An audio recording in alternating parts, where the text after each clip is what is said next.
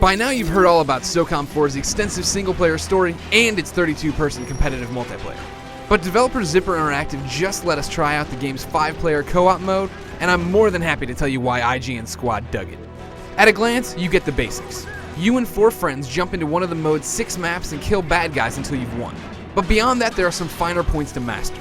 You can tweak the difficulty and number of enemies before jumping into a mission, you're unlocking weapon mods as you rock socks, and you can string together modes to create custom campaigns if your crew is looking for a more lengthy experience. The 2 modes Team IGN took on were Takedown, sweep the area and kill VIPs, and Espionage, secure intel and sabotage enemy technology. Neither are all that crazy in terms of what they're asking you to do, but I was surprised at how difficult the missions could get. Even the default normal mode is tough. You have your 5-man team, and that's it. Bad guys are rushing at you, firing RPGs and hurling grenades. If you don't stick together and watch each other's backs, you're gonna hear "Man down!" shouted over your speakers. If someone does go down in SOCOM, other players can revive them. Without a doubt, this made for the most intense moments in IGN's co-op session. The majority of us would be dumb, rush in and get blown away. This left one guy who had to take down the bad guys in our way and revive us morons. If our lone gunman failed, we had to start over.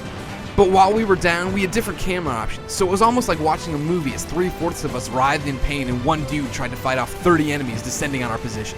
The environments looked sharp, but I was more happier with their layouts than their visuals. There are lots of spots to take cover, shortcuts to find, and elevation changes that make a difference for your in-game strategy. There was one section where we had to climb up a hill, and the bad guys were so well camouflaged that we were just getting taken apart and had to retreat more than once. That kind of stuff is awesome. I felt some of the character animations were a bit stiff, but that's a minor gripe at this point. I think the 5-man IGN team that walked into the SOCOM 4 event wasn't expecting much, but after a handful of rounds, kills, and dips into resupply crates, we ended up having a lot of fun. Will SOCOM 4 be a blast in its entirety? Keep checking IGN.com as we approach the game's April release date to find out.